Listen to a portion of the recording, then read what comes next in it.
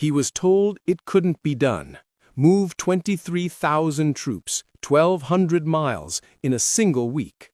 But one railroad engineer refused to fail, and what he built became the fastest military relocation in American history.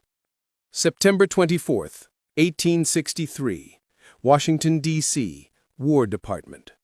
Herman Haupt stands in front of a map that shows him exactly why what he's being asked to do cannot be done. Secretary of War Edwin Stanton's finger traces a line from Virginia to Tennessee, 1,200 miles through 8 states, 2 entire Army Corps, 23,000 men, horses, artillery, supply wagons, ammunition.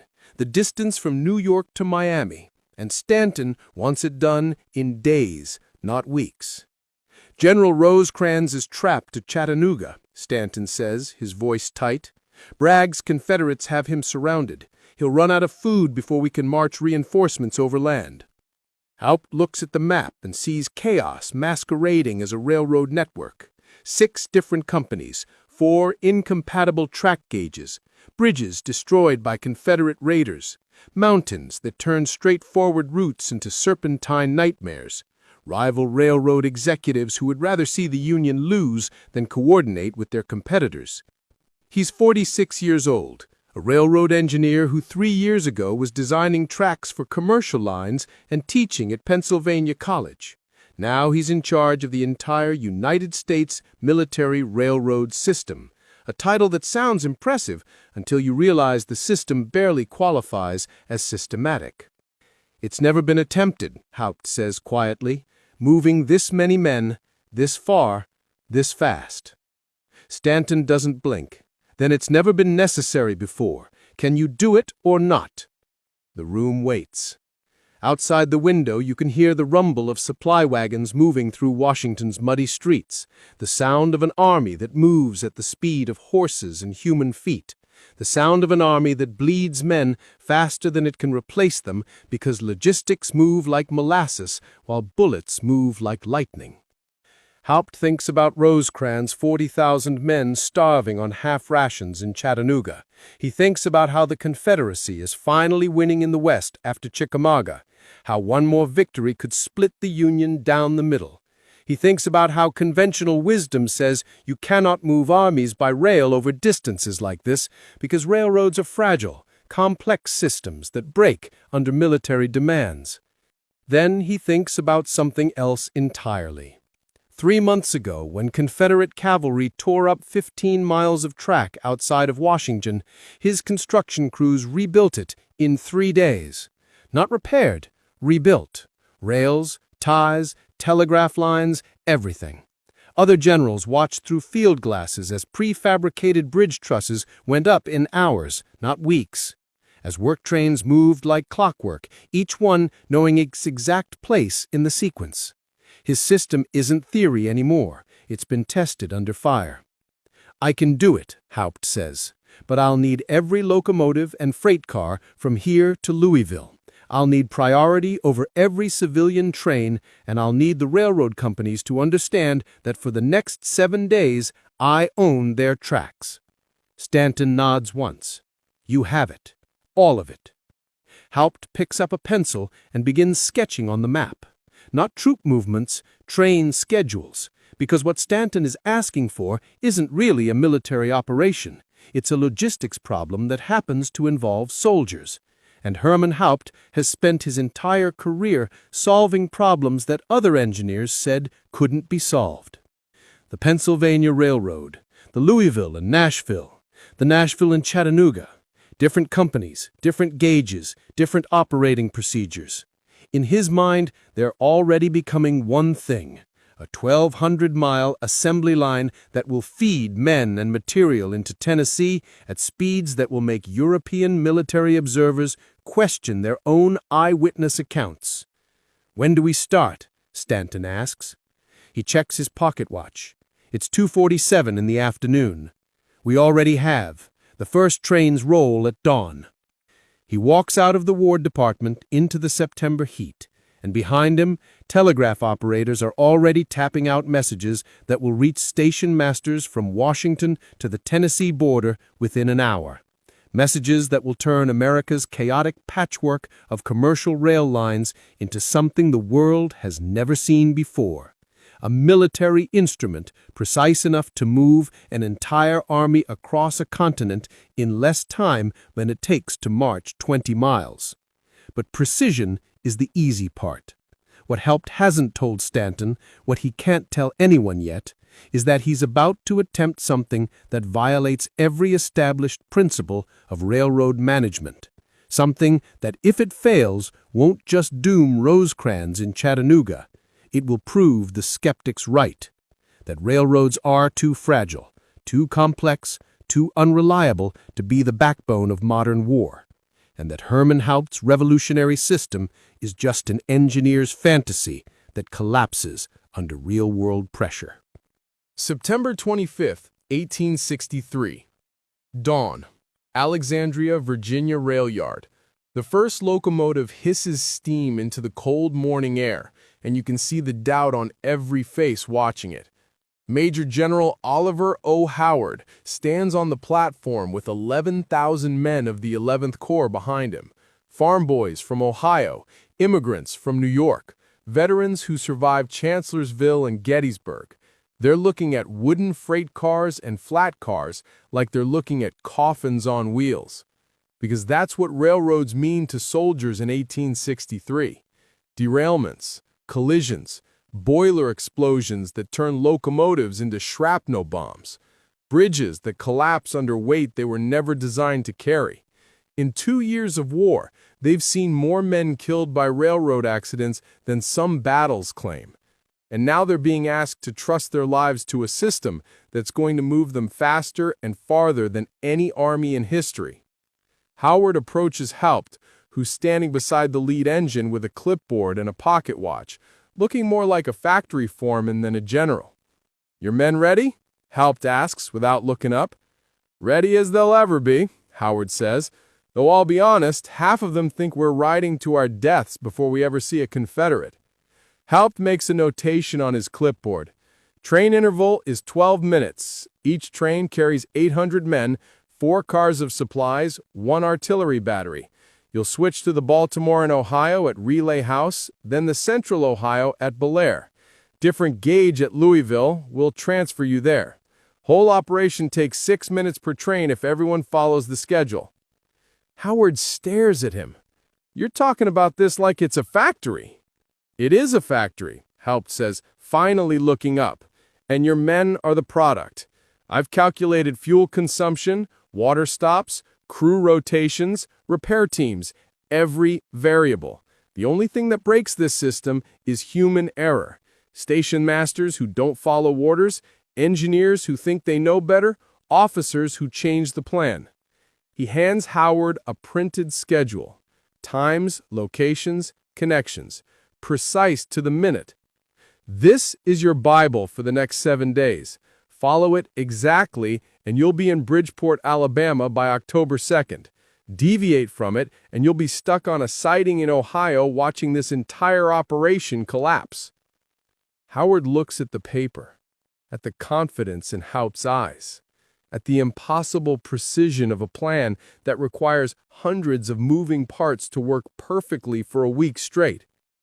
"You really think this'll work?" Haupt checks his watch. "In 90 seconds, we'll find out." Behind them, soldiers are boarding with the organized chaos of men following orders they don't entirely understand. Rifles stacked in corners, artillery pieces chained to flat cars, horses loaded into stock cars, their nervous whinnying cutting through the diesel smoke and steam. This is the gamble Haupt's been building toward for 2 years. When he took over the military railroads in 1862, he found a disaster. Civilian railroad presidents who treated military cargo like an inconvenience, station masters who played favorites, no standardized procedures, no repair crews, no accountability. Trains left when they felt like it and arrived when God willed it. The generals hated it. Too unreliable, they said. March the men. use the rivers, anything but these temperamental iron horses that break down when you need them most. But Haupt saw something different. He saw a transportation system that moved faster than any army in history when it worked. The problem wasn't the technology, it was the thinking. So he built a new system from scratch. Work trains, dedicated repair crews with prefabricated materials that could rebuild destroyed track in hours, standardized operations, every station master following the same procedures, no exceptions, telegraph coordination, real-time communication up and down the line, and most radical of all, military control. Railroad companies didn't get a vote anymore. He tested it in small operations, supplying Pope during Second Bull Run, rebuilding the Richmond, Frederickson, and Potomac after Confederate raiders destroyed it. Each time, proving the system worked. Each time, watching generals slowly start to believe. But this is different. This isn't supplying one army 50 miles away. This is moving two entire corps across a third of the continent while the enemy is actively trying to stop you and the clock is counting down to catastrophe in Chattanooga. Haupt's watch hits 6 a.m. exactly. "Signal the engineer," he says. A whistle screams, the locomotive lurches forward. 800 men begin moving south at 20 miles per hour, and somewhere in Tennessee, General Rosecrans has 6 days of food left before his army starts starving. Howard watches the train disappear around a bend, then turns to Haupt. What happens if just one piece breaks? One bridge, one derailment, one station master who doesn't get the message? Haupt is already making notes for the second train, due in 12 minutes. Then we adapt. The schedule has redundancies built in, alternate routes, backup crews, contingency plans. But that's the genius of the system, General Howard. It's not rigid, it's precise. There's a difference. He looks up, and for the first time, Howard sees something in the engineer's eyes that makes him understand why Stanton gave this man absolute authority. It's not confidence, it's certainty. The certainty of a man who's done the mathematics and knows exactly where every variable leads. The Confederates think in terms of battles. They're brilliant at it. Lee, Jackson, Forrest. They understand tactics and courage and terrain. But this, he gestures at the rail yard where the second train is already pulling into position. This is industrial warfare. This is what happens when you stop thinking about fighting and start thinking about systems. And systems, General Howard, are something the South cannot match. 12 minutes after the first train, the second whistle screams, and Herman Haupt's impossible machine begins to prove it's not impossible at all. September 27th, 1863, 2:14 a.m., Benwood, Ohio, bridge over the Ohio River. The telegram arrives at Haupt's temporary headquarters in a converted railroad office, and the operator's hand is shaking when he delivers it. "Sir, from Captain McCallum at Benwood. Bridge inspection shows stress fractures in the center span. Recommend immediate halt of all military traffic until repairs complete. Estimated time, 4 days." 4 days. Haupt reads it twice, and you can see the calculation happening behind his eyes. 23,000 men are either on trains or waiting to board. The first elements of Howard's 11th Corps are already in Indiana. Major General Henry Slocum's 12th Corps is loading in Virginia right now. The trains are moving in a synchronized dance across 8 states, each one dependent on every other one maintaining schedule. And now, the primary bridge over the Ohio River, the bottleneck that every single train must cross, might collapse under the weight of a fully loaded military transport. Stop the operation, and Rosecrans starves in Chattanooga. The Confederacy wins the West. The war potentially drags on for years. Keep going, and you might drop 800 men and a dozen artillery pieces into the Ohio River. The other officers in the room are watching him, waiting for the decision that conventional military wisdom makes obvious. You halt. You don't risk it. Better to be late than dead. Haupt picks up a pencil and starts calculating on the back of the telegram. Weight per loaded car, distribution of load across bridge spans, stress tolerances, speed variables. He's doing structural engineering mathematics at 2 in the morning while an entire military operation hangs on the answer. Send reply to Captain McCallum, Haupt says, still writing. Trains will continue. Reduce speed to 5 miles per hour across the bridge. Spread the load. No more than 2 cars on the center span at any given time. Post engineers at both ends with authority to halt traffic if deflection exceeds half an inch. And tell him to have his repair crews standing by with replacement timbers. The telegraph operator stares at him. Sir, the captain recommended. I read his recommendation. Send the message. After the operator leaves, Haupt's staff officer speaks up, Major Whitman, a career railroad man who's seen his share of disasters. General, if that bridge goes down, it won't. You can't know that. Haupt looks up from his calculations and his voice is completely steady. The bridge was rated for 12,000 pounds per axle when it was built in 1857. Our loaded cars run 9,000. The fractures McCallum reported are in the lower chord members, concerning for long-term structural integrity, but not immediate failure under distributed load at reduced speed. Mathematics doesn't lie, Major. The bridge will hold. And if your mathematics are wrong?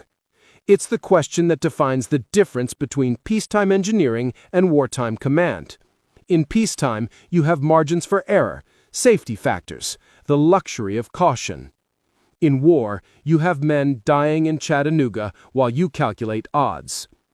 Haupt puts down his pencil. Then I'll be responsible for one of the worst disasters in military history. But I've spent 30 years building bridges. I know what they can carry, and I know what happens if we stop now. This entire operation unravels. Trains stacked up across 3 states. Station masters improvising. The schedule destroyed. We'd be lucky to get half those men to Tennessee in 3 weeks, let alone 7 days. He walks to the window. Outside, you can hear the distant whistle of an approaching train. Howard's 8th Transport, right on schedule, carrying 800 men who have no idea the decision being made about their lives in this moment. War is risk, Haupt says quietly. Every general knows this. They risk lives on battlefield decisions made in seconds with incomplete information. I'm risking lives on engineering calculations with complete information. The mathematics say the bridge holds. So we continue. But there's something else in his voice now. Something beyond the certainty and the calculations. It's the weight of being the man who makes the call. September 27th, 1863. 4:47 a.m. Benwood Bridge. The first train approaches at walking speed, and Captain William McCallum stands at the western approach with a team of engineers holding measuring rods against the bridge supports. You can feel the weight before you see the deflection. The bridge groans, not the sharp crack of failure, but the deep sustained protest of iron and wood under enormous strain. The locomotive crosses first, its drivers barely turning, coal smoke drifting almost straight up in the still morning air. Then the first car. 800 soldiers packed inside, most of them asleep, unaware they're crossing a structure that might give way beneath them. McCallum watches his measuring rod. The center span is sagging. 1/4 inch, 3/8 inch, 1/2 inch, Haupt's maximum. Hold, McCallum shouts. The engineer stops the train with the second car still on the eastern bank. For 90 seconds, nothing moves. 800 men suspended over the Ohio River on a bridge showing exactly the maximum deflection Haupt calculated it would show. The engineers check every measurement point. The fractures aren't growing. The sag isn't increasing. The bridge is holding at its limits, exactly as the mathematics predicted. McCallum signals forward. The train continues across, and when the last car clears the western bank, the bridge rebounds to its original position like a bow releasing an arrow. By the time the sun rises, 12 trains have crossed. By noon, 24. each one an 800-man gamble that pays off because a railroad engineer in Ohio did the mathematics correctly at 2 in the morning. But the bridge isn't the only crisis. September 28, 1863, Jefferson, Indiana. This is where Haupt's system faces its real test, the gauge change. Northern railroads run on different track widths. Standard gauge, 4 feet 8.5 inches. Ohio gauge, 4 feet 10 inches. The Louisville and Nashville runs broad gauge, 5 feet. You cannot run a train from one gauge to another. The wheels don't fit. Which means every single soldier, every artillery piece, every supply crate, every horse has to be unloaded from one train and loaded onto another. 23,000 men in motion without losing the schedule. Haupt's solution is brutal in its simplicity. Organized chaos at industrial scale. He stationed 2,000 laborers at Jefferson, former slaves, civilian workers, soldiers detailed from rear echelon units. They've been drilling for 3 days on one task and transfer cargo from arriving trains to departing trains in 6 minutes flat. The first trains from the east arrive at 8 a.m. Within 30 seconds of stopping, soldiers are pouring out of cars onto a platform system that Haupt designed specifically for this operation. Mark lanes, E11th Corps to tracks 1 to 4, 12th Corps to tracks 5 to 8. Supply wagons roll on predetermined routes. Artillery teams have practiced unhitching their guns blindfolded. It looks like pandemonium. It's actually precision choreographed down to the footstep. And it's working. 6 minutes per train. Like Haupt said. Like the mathematics predicted. But mathematics can't account for everything. At 2:30 p.m., a Louisville and Nashville locomotive throws a bearing 50 miles south of Jefferson. The engine dies on the main line with 800 men on board, and a train right behind it carrying another 800 men. The schedule shows 12 minutes between trains. That's the buffer. That's the margin for error.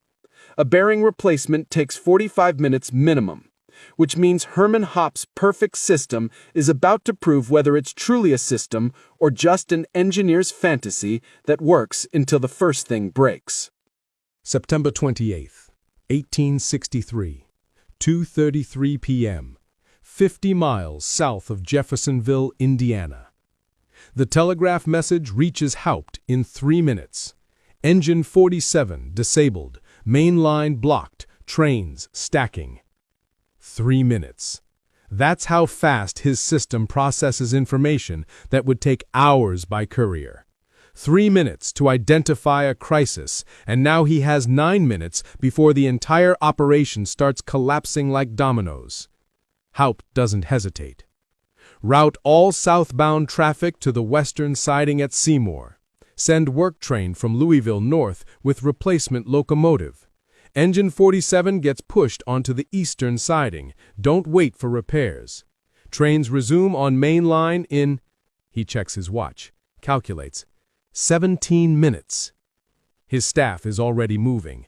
Telegraph keys clattering, messages flying up and down the line at the speed of electricity. This is what Haupt built the system for. Not perfection, but resilient adaptation.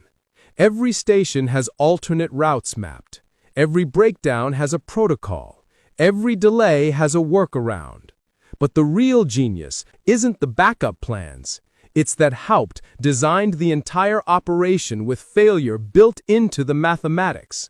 The 12-minute train interval isn't just about traffic flow. It's a buffer, a cushion, room for trains to run slightly behind schedule without breaking everything. And the reason European military observers will call this operation impossible isn't because Haupt moved 23,000 men in 7 days. It's because he moved 23,000 men in 7 days while absorbing 17 major equipment failures, 3 gauge changes, 2 Confederate cavalry raids on telegraph lines, and a bridge that should have been condemned. At 2:50 p.m., Engine 47 is pushed onto a siding by a work locomotive.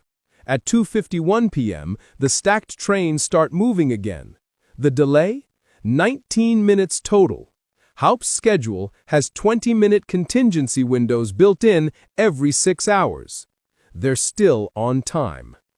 September 29th, 1863, Nashville, Tennessee. Major General Howard steps off the train and feels Tennessee mud under his boots for the first time.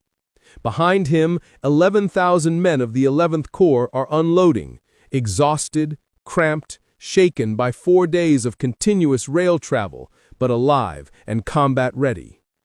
A staff officer approaches with dispatches from Chattanooga. The news isn't good. Rosecrans is down to 3 days of food. Confederate artillery controls the river. Supply wagons are being ambushed on the mountain roads. The siege is tightening. But here's what changes everything. Howard's entire corps just traveled 1,200 miles in 4 days and nights. The march would have taken 5 weeks. They're 3 weeks early. 3 weeks of food and ammunition and reinforcements that Bragg's Confederates absolutely did not account for in their calculations. Because Braxton Bragg is a talented general, but he thinks about war the way every general in 1863 thinks about war, in terms of marching speed and river crossings and how long it takes to move an army through mountains. He doesn't think about train schedules. Howard finds Haupt supervising the unloading operations with the same calm efficiency he's shown for 5 straight days. His uniform is covered in coal dust and grease from personally inspecting locomotives at every major junction. "General Haupt," Howard says, and there's something different in his voice now, respect bordering on awe. "I owe you an apology. When we started, I thought we were riding to our deaths. I didn't believe your system could work." Haupt checks off another trainload on his manifest. "Most people don't believe until they see it, General. The mathematics are invisible. The results aren't." "How many more trains?" "Slocum's 12th Corps started loading yesterday. First elements arrive tomorrow. Full deployment by October 2nd, exactly as scheduled." He looks up from his clipboard. "You'll have 23,000 fresh troops in Chattanooga while Bragg is still trying to figure out how you got here so fast." That night, Confederate scouts report the impossible to General Bragg. Massive Union reinforcements arriving by rail. Not in weeks, not in days, now. Bragg doesn't believe it at first. His intelligence said those corps were in Virginia 5 days ago. The mathematics of movement don't allow for what his scouts are describing. It takes an army a month to march that distance. It takes supply wagons even longer. But the math has changed. Bragg just doesn't know it yet. He's still fighting the war with tactics from Napoleon's era. Brilliant cavalry raids, interior lines, the advantage of defending in mountains. What he doesn't understand is that Herman Haupt has made geography irrelevant. Mountains don't slow trains. Rivers don't stop them. The Confederate advantage of defending on home ground means nothing when the Union can teleport entire armies across the continent faster than messengers can carry the news. This is the turning point nobody sees coming, not because of a battle, because of a timetable. October 1st, 1863, Bridgeport, Alabama. The last train arrives carrying Slocum's 12th Corps at 4:47 p.m., 13 minutes ahead of schedule. Haupt stands on the platform and watches 23,000 men complete a journey that military historians will study for the next 150 years. 7 days, 1,200 miles, not a single train lost. Casualties, 17 injuries, mostly minor. Combat effectiveness, 100%. The European military observers who witness this operation will go home and tell their governments that America has invented a new kind of warfare, that the railroad has made traditional military strategy obsolete, that the next war won't be won by the best generals, but by the best logistics. They're watching the future, and most of them don't even realize it. But Herman Haupt knows. He's known since 1861 that this war wouldn't be won on battlefields. It would be won in rail yards and telegraph offices and maintenance shops. It would be won by engineers who could move armies faster than horses could run and supply them faster than wagons could roll. The generals get the glory, Lee and Grant and Sherman, their names in the history books, their tactics studied at West Point. But the real revolution is standing on a railroad platform in Alabama with a greasy clipboard calculating fuel consumption for the return trip. A junior officer approaches, nervous. "Sir, the Secretary of War sent a congratulatory telegram. He's calling it the greatest logistical achievement in military history." Haupt nods absently, making notes. "Tell him I appreciate the sentiment and ask him to authorize additional work trains for the spring campaign. We'll need them for Sherman's push to Atlanta." Because Haupt is already thinking about the next operation, the next impossible thing that everyone will say can't be done until he does it. The officer hesitates. "Sir, don't you want to celebrate what you just accomplished?" "What I accomplished," Haupt interrupts, looking up, "is prove that modern war is mathematics. Everything else is just execution. And there's nothing to celebrate about mathematics, Lieutenant. It either works or it doesn't. This worked." He hands over his manifest. "Make sure these numbers get filed properly. Someone will want to study them someday." Then Herman Haupt walks back towards his locomotive, already calculating the next schedule, and behind him, 23,000 men who shouldn't be in Tennessee for another month are preparing to break the siege of Chattanooga and change the course of the Civil War. All because an engineer understood something the generals didn't, that in modern war, the ability to be in the right place at the right time isn't about courage or tactics. It's about timetables. October 3rd, 1863. Chattanooga, Tennessee.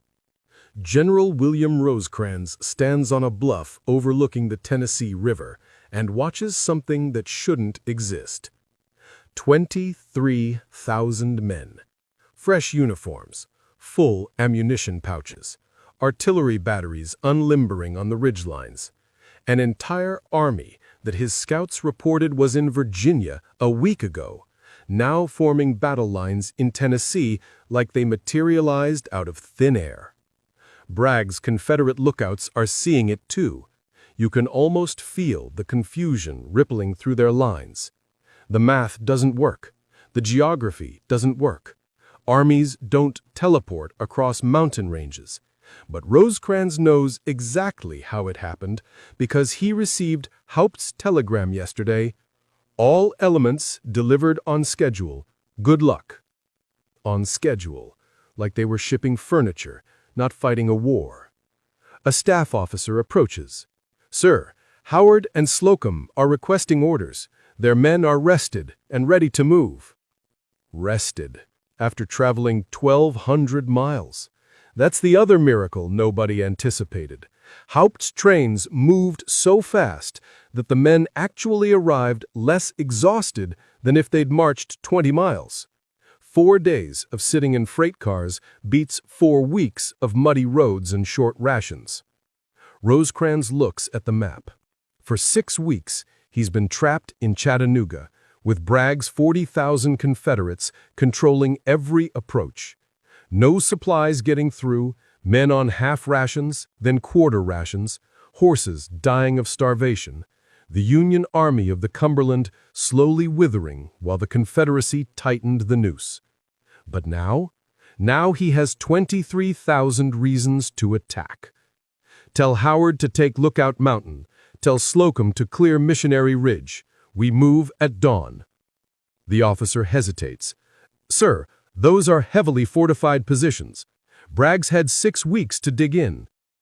And I've had 6 weeks to plan what I'd do if I got reinforcements." Rosecrans smiles grimly. "I just didn't think it was possible to get them this fast." October 4th, 1863. Confederate headquarters outside Chattanooga. General Braxton Bragg reads the intelligence reports and feels something he hasn't felt since Chickamauga: doubt. His scouts are describing Union troop movements that violate everything he knows about military logistics. Fresh corps appearing with full equipment, artillery positions that weren't there yesterday, supply wagons that shouldn't exist because the mountain roads are under Confederate control. How, Bragg asks his staff, how did they move 2 corps from Virginia to Tennessee in a week? Nobody has an answer that makes sense. Railroads, obviously, but railroads are fragile. They break, they derail, they require constant maintenance and clear lines of communication. The Confederate cavalry has been raiding Union rail lines for months. Even if some trains got through, moving this many men this fast should be impossible. Colonel Brent, his chief of staff, spreads a map. "Sir, our cavalry reported destroying telegraph lines in Kentucky 3 days ago. Even if trains were moving, coordinating them without telegraph should have created chaos." Should have, Bragg repeats, but clearly didn't. He's starting to understand something that will haunt Confederate strategy for the rest of the war. The North isn't just bigger, it's different. It's industrial. It can absorb losses that would cripple the South. It can move armies at speeds that make traditional military calculations obsolete. And most terrifying of all, it's getting better at it. Bragg looks at his defensive positions. Lookout Mountain, Missionary Ridge, strong terrain, good fields of fire. His 40,000 men are dug in and ready, but 40,000 versus 63,000, with the Union forces fresh and fully supplied, changes the mathematics of the siege dramatically. "Prepare fallback positions," Bragg orders. "If they break through anywhere, we'll need to withdraw in good order." It's the first time he's considered retreat. The first time he's admitted that the trap he set for Rosecrans might have become a trap for himself. Because Herman Haupt's trains didn't just deliver soldiers, they delivered a message. Geography doesn't protect you anymore. Distance doesn't save you. The South's strategy of defending interior lines and making the North pay in blood for every mile only works if the North has to actually march those miles.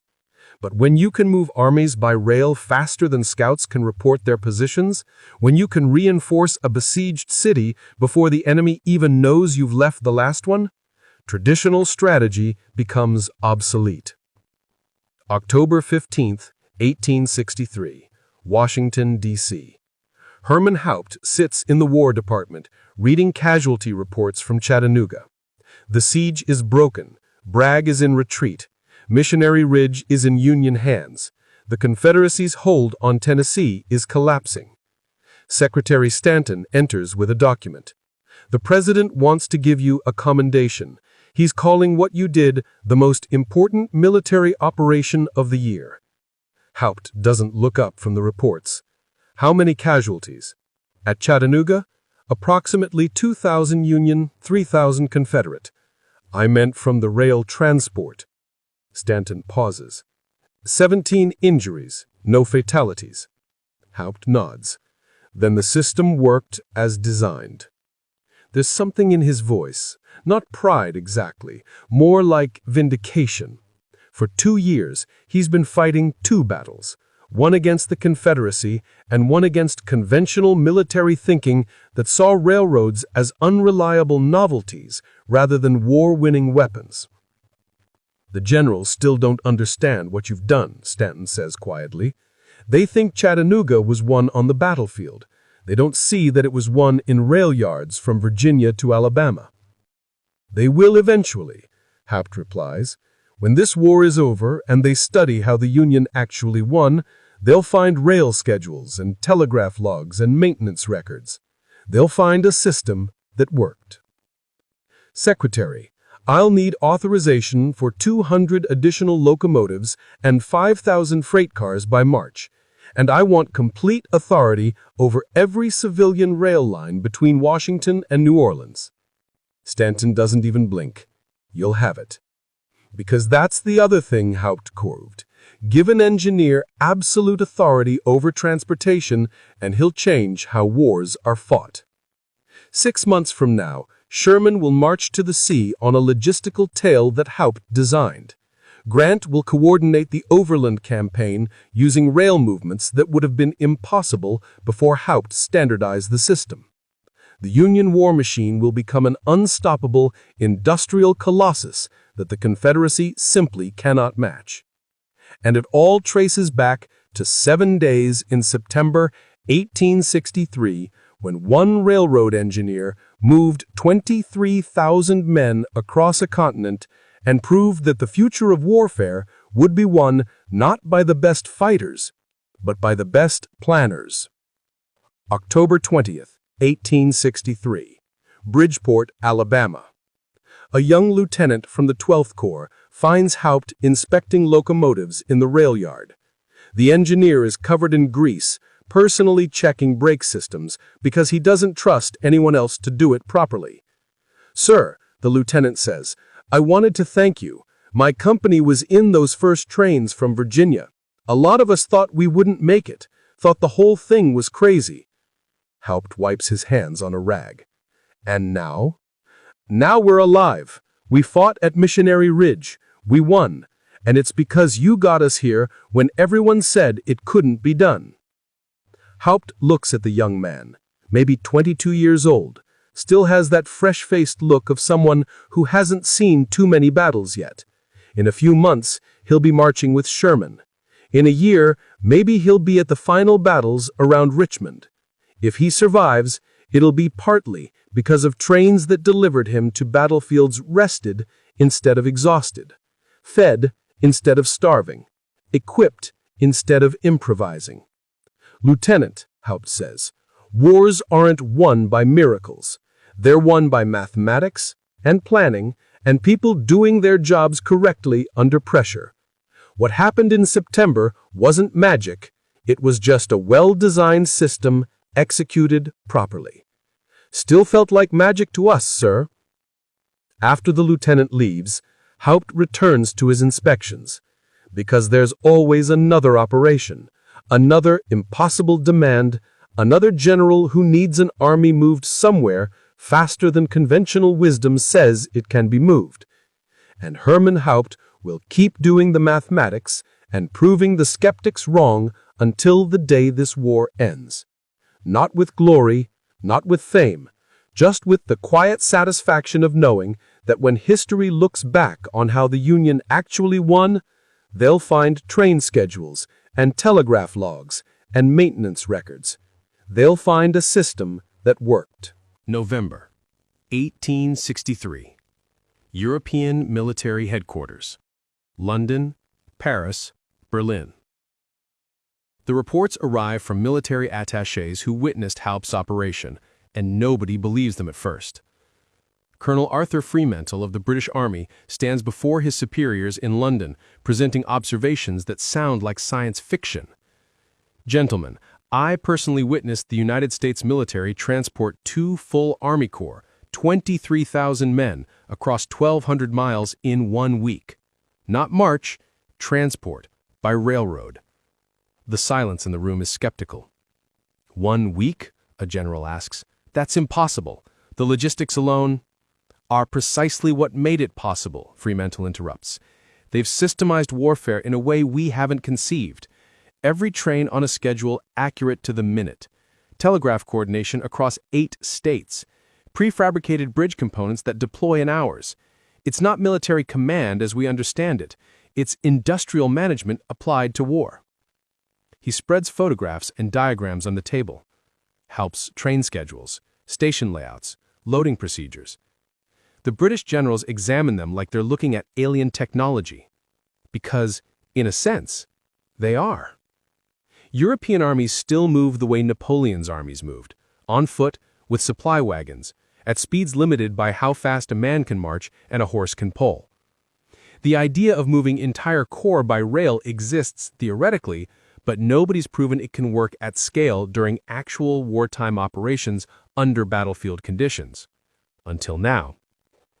What were their casualties during transport? another officer asks. 17 injuries, 0 fatalities.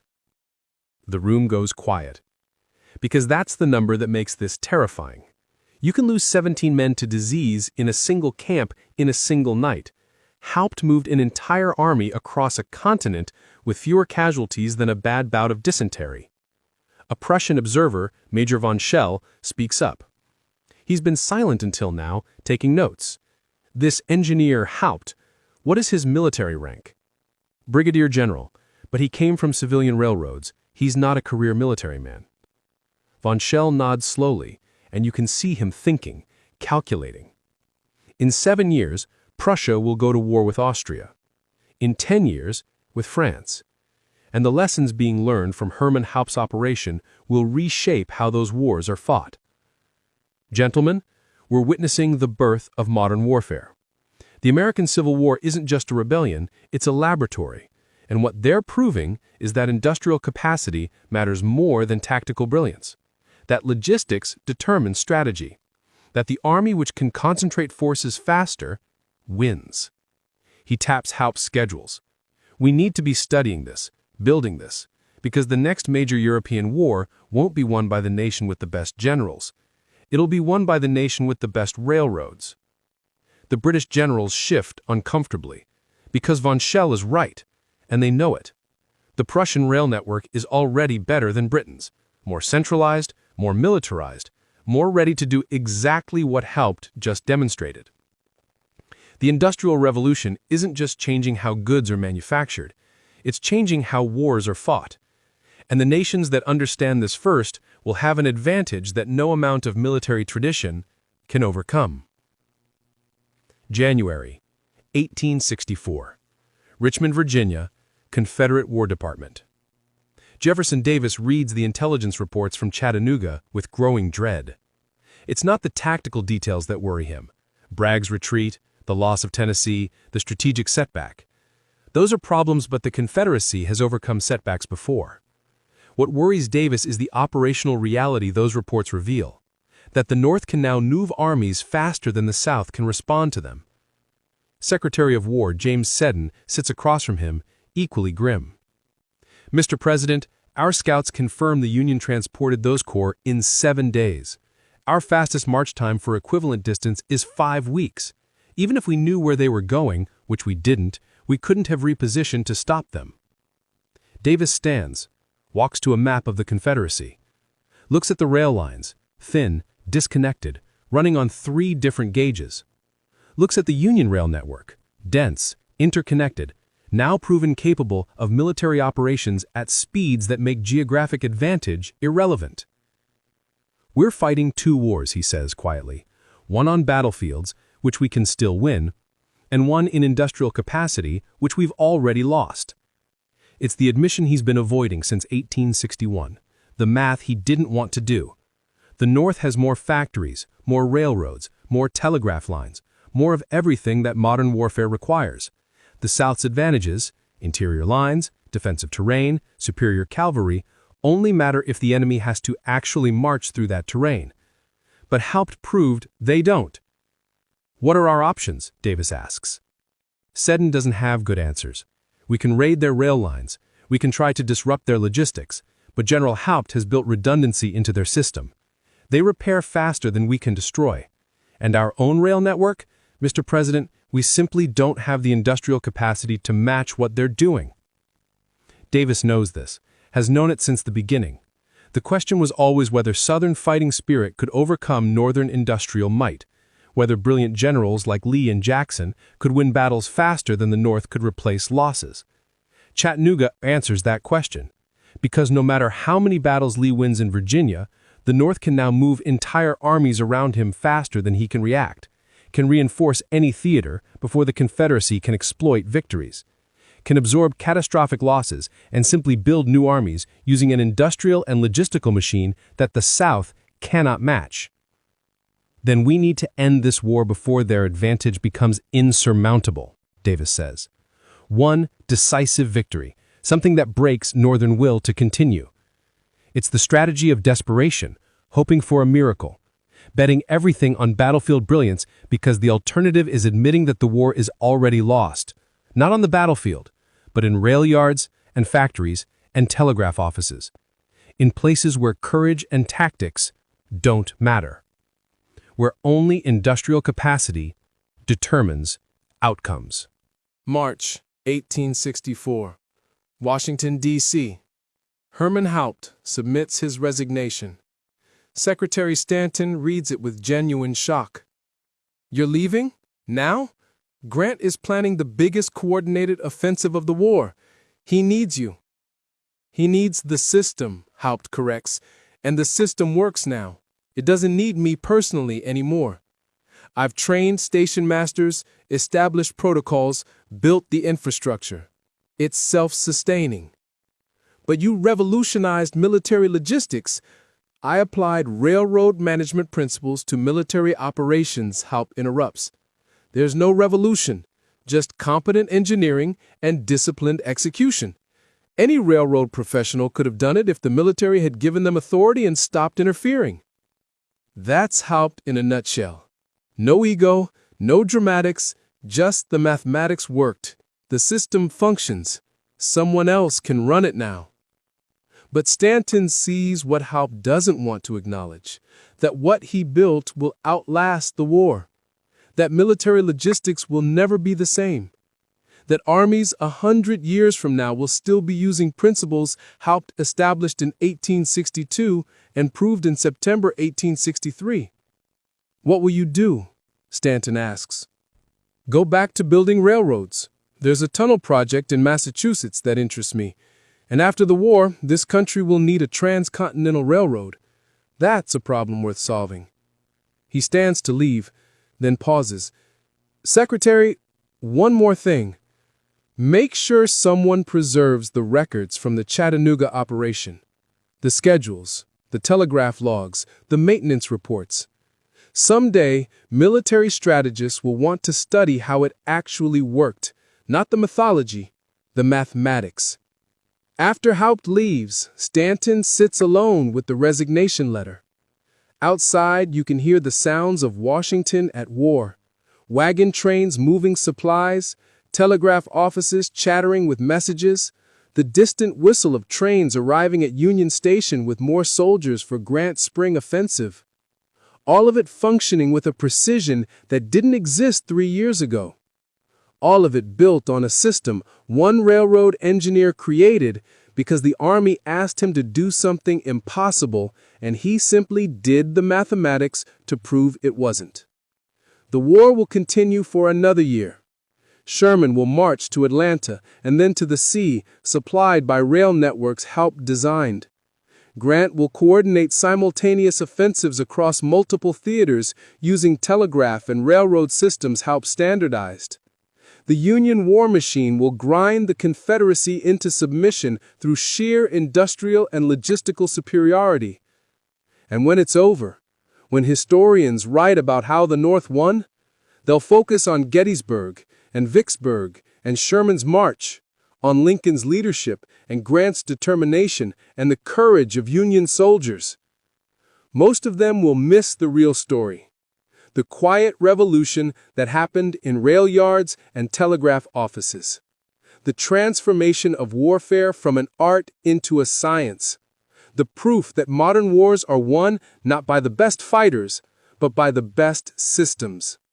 Herman Haupt will go back to civilian life, build his tunnels and bridges, die in 1905, relatively unknown outside railroad engineering circles.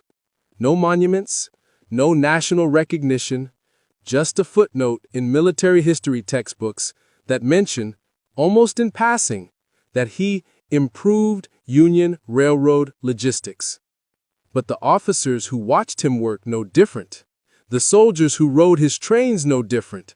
And the European military observers who studied his operation and brought those lessons home to reshape their own armies, they know different too. They know they witnessed the future of warfare. The moment when industrial management met military necessity and changed everything.